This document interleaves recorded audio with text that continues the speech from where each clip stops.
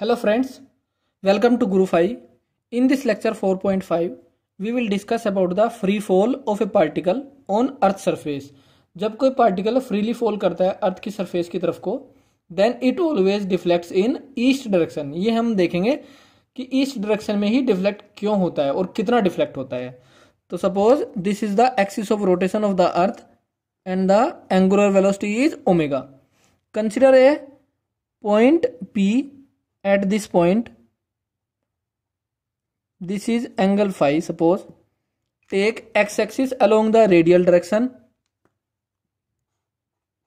and z-axis as along the tangential direction. Then y-axis will be along the east direction. So this will be the angle phi. So angular velocity will be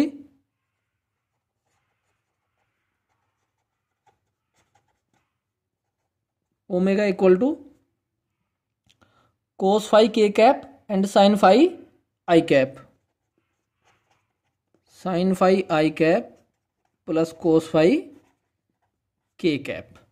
Now the acceleration of the particle in uniformly rotating frame is equal to the resultant of the acceleration in inertial frame and the centrifugal force.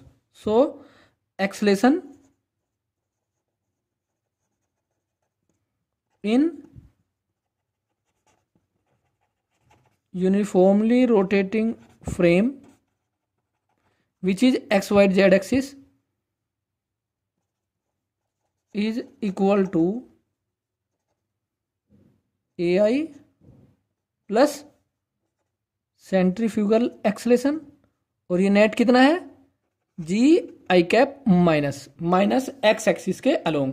अब now we know a r equal to a i plus centrifugal acceleration plus Coriolis acceleration. So AI plus AC equal to AR minus ACO equal to minus G I cap. AR minus इसकी value कितनी थी -2 omega cross v r equal to -G I cap. Okay, now acceleration of the particle in uniformly rotating frame has three components: d square x by dt square I cap plus d square y by dt square j cap plus d square z by dt square k cap. And omega we have. Now we are, suppose the particle is nearly moving along the x-axis. Suppose the particle is nearly moving along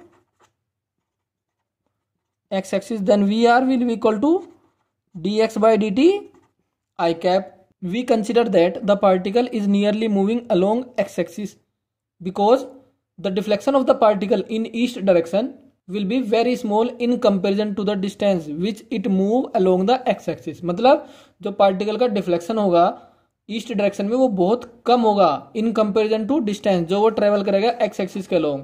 इसलिए हम calculation को simple करने के लिए nearly मान लेते हैं कि पार्टिकल एक्स एक्सिस के अलोंग मूव कर रहा है. इस इक्वेशन को सोल्व करने के लिए हम ए आर की वैल्यू यहाँ से पुट करेंगे और ओमेगा और वी आर की वैल्यू हम यहाँ और यहाँ से पुट कर लेंगे. सो पहले omega cross v r calculate कर लेते हैं. So omega cross v r, omega है omega sine phi i cap plus cos phi k cap cross d x by d t i cap और i cap का cross 0.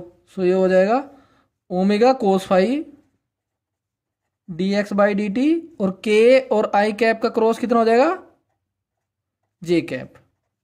सो ये आ जाएगा omega cross v are. अब यहाँ पे value put कर देते हैं. ए आर क्या है d square x by d t square i cap plus d square y by d t square j cap plus d square z by d t square k cap minus minus minus plus 2 omega cos phi dx by d t j cap equal to minus g i cap. Now so i cap के component दोनों तरफ से, यहाँ से left hand side में आ जाएगा d square x by d t square, फिर आई कैप का कोई कंपोनेंट नहीं, राइट साइड है minus g.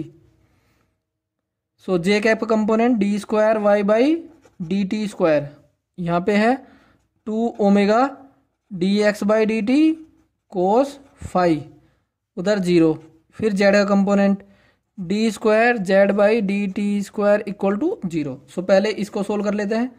So d x by d t d by d t equal to minus g, इसको integrate करेंगे तो यह आ जाएगा d x by d t equal to minus g t plus एक constant, क्योंकि free fall हो रहा है।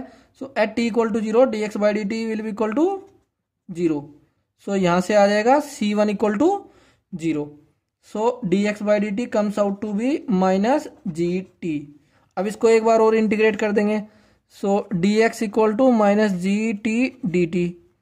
So d x equal to minus g t d t. Suppose 0 time पे पार्टिकल की हाइट क्या है h, और t टाइम पे पार्टिकल की हाइट x। सो ये हो जाएगा x minus h equal to minus g t square by 2। So x will be equal to h minus half g t square. So if x equal to 0 then the time will be equal to the total time period of the particle. That means the total time taken by the particle to reach the earth surface. So it comes out to be t equal to 2h by g. This is the time of flight. This is the time during which the particle was in air. Now we will put the value of dx by dt in this equation to solve for y.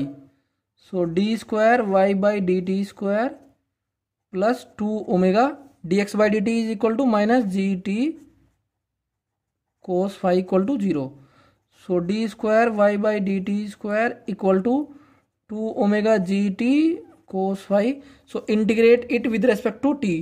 So left hand side में आ जाएगा dy by dt equal to 2 omega g t square by 2 cos phi plus एक constant c2. So at t equal to 0, so y direction में कोई particle की velocity नहीं है। So d y by d t will be equal to 0। So this gives c two equal to 0। So now d y by d t will be omega g t square cos phi. So y will be equal to omega g t cube by 3 cos phi plus एक constant. Now at t equal to 0, the deflection of the particle in each direction is 0. Then y will be equal to 1 by 3 omega g t cube cos phi. So put the value of t in this equation. So y will be equal to 1 by 3 omega g, t की value है h minus x, 2 h minus x upon g root cube cos phi.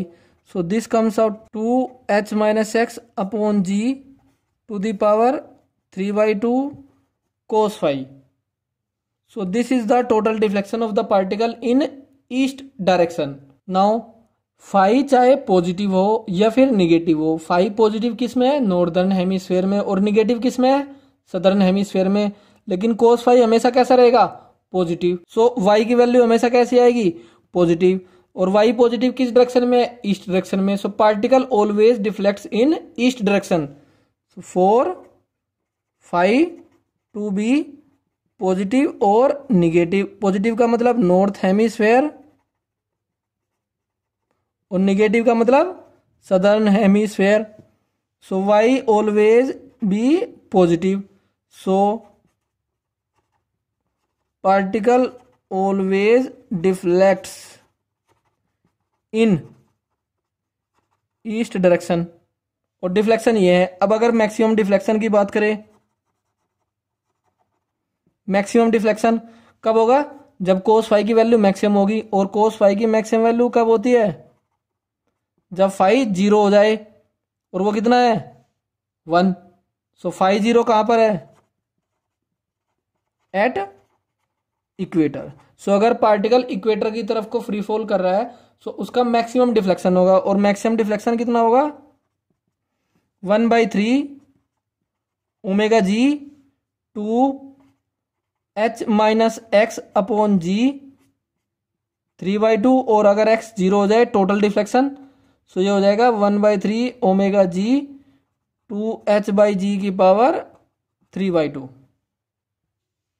In the next and subsequent lectures, we will discuss about the central force motions.